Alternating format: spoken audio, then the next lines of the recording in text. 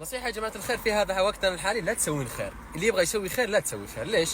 قبل يومين كنت انا وصاحبي جالسين في السيارة، جانا واحد قال لي انا اسكن في القبة وبعيد على بيتي وسيارتي طاحت أمبان واريد 200,000 باش مع 600,000 تاعو ما ادري كم تصير، فيسوي لها في دونج علشان ياخذ اسرته معاه في السيارة القبة. انا بنوايا الحسنة معايا 200,000، احب الخير، قلت له تفضل ويا ليتني لا قلتها.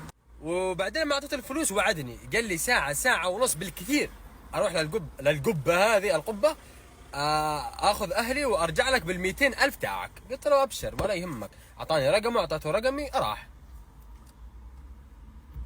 ساعة ساعتين 5 ساعات 10 ساعات اتصل له، الو، قال لي انا في الجلفة. صاحبي ايش قال له؟ قال له واش الشيرة في الجلفة شابة؟ فقال لنا اصبروا علي يوم، فصبرنا عليه يوم. انا طز في الفلوس، طز. اتصلت له، يا حبيبي وينك؟ بدا يسب، وانت مدري ايش، وانت تسوي الخير ومدري ايش، وجالس تسب. طيب ابغى فلوسي، احنا بيننا كلام توعدنا، ابغى فلوسي. طز في الميت يا اخي، لو تبغى فلوس بعطيك مليار، والله لا بعطيك. لكن ليه تجي بهذا الشكل الكلب الوسخ؟